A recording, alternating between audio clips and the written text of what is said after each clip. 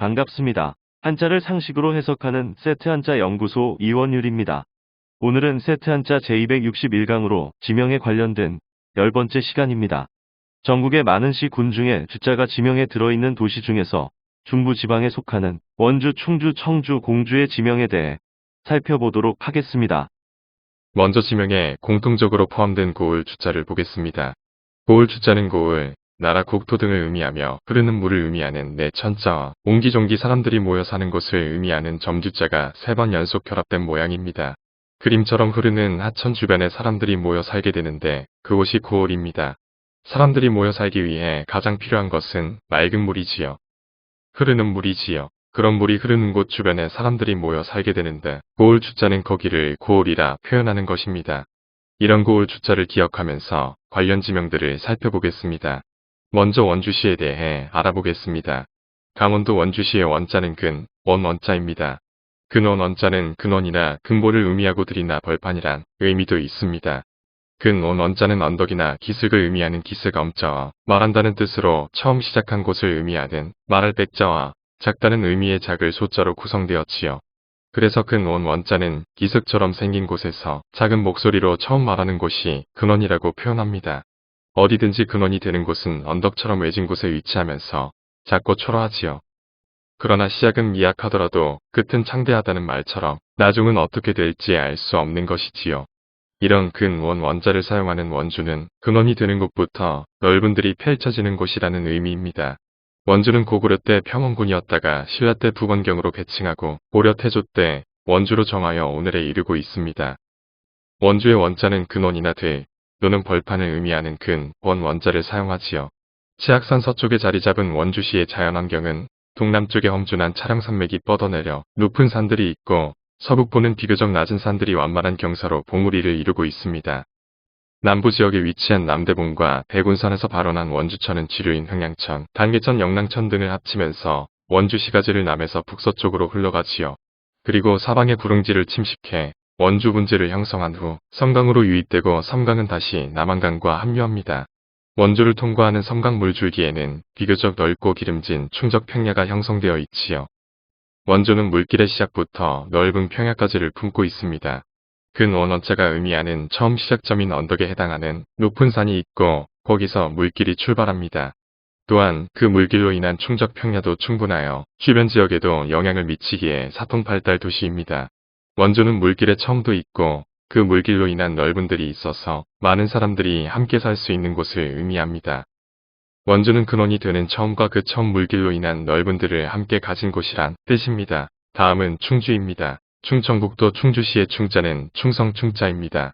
충성 충자는 충성이나 정성을 의미하며 가운데 중자와 마음 심자로 구성되었습니다. 그래서 충성은 마음의 중심이라는 뜻입니다. 보통 충성하면 나라에 충성하는 것을 생각하는데 글자의 의미는 마음의 중심입니다. 생각의 중심, 다시 말해서 기준을 나타내는 글자입니다. 그래서 충성보다는 정성이 먼저라 할 수 있지요.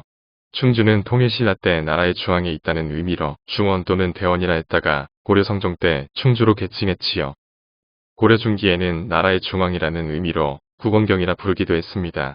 1956년 충주읍이 시로 승격됨에 따라 충주군이 중흥군으로 개편되었고 이후 1995년에 충주시에 편입되었습니다. 그래서 충주의 충자를 충성으로 해석하기보다는 지리적으로 중심에 있다고 해석하는 것이 좋을 듯합니다. 충주란 지명이 탄생할 당시에 북도의 중앙에 위치했던 것이지요. 충주는 나라의 중앙에 위치한 고을입니다. 이번에는 충청북도 청주시입니다. 청주의 청자는 맑을 청자를 사용하지요.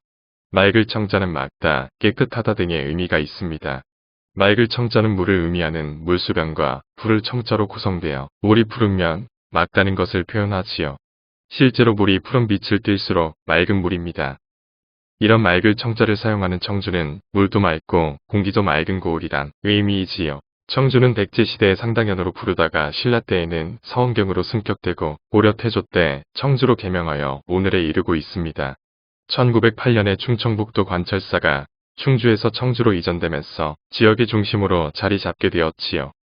청주는 동쪽에 500여 미터의 산들이 즐비하고 서쪽이나 북쪽에는 산지가 거의 없는 평야지대입니다. 또한 넓은 평야에 비해 크기가 왜소한 무심천이 도심을 흐르고 있어서 열섬 현상이 발생하는 등 여름에 청주는 덥기로 유명하지요. 반면에 겨울에는 주변의 산간지방에서 불어오는 바람으로 인해 엄청 춥습니다. 태풍이나 대설 등 자연재해는 거의 없는 편이고요. 이런 특이한 현상은 청주시의 풍수지리적인 지형에서 기인한다고 해야 할 것입니다. 청주는 풍수지리적으로 배와 같이 생겼다거나 물 위에 배가 떠 있는 형상과 같다고 해서 배 주자를 사용한 주성이라는 별칭을 갖고 있습니다. 주변 지역과 구별된 형국이지요. 그래서 전해오는 설화에 따르면 물 위에 배처럼 생긴 청주를 유지할 수 있게 하려고 돛대를 달았는데 그것이 용두사지 철당간이라 합니다. 청주는 지형의 전체적인 모양을 자세히 바라보면 마치 바다 위에 떠 있는 배의 모양이라 마치 섬처럼 주변 지역들과 분리된 느낌을 주는 것이지요. 그래서 청주는 지리적으로 섬의 특징인 맑은 공기와 깨끗한 환경을 선물받았습니다.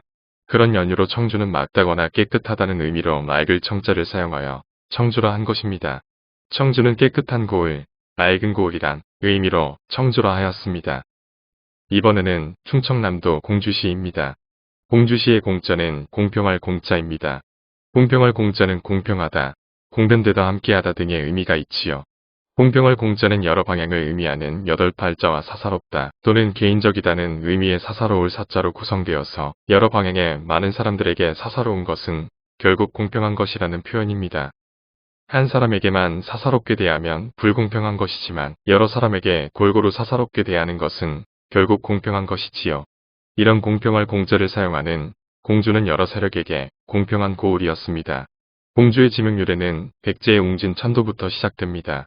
이후 중국 당나라의 지배하에서는 웅진 도독부였고 신라 때에는 웅천주라 불렸지요.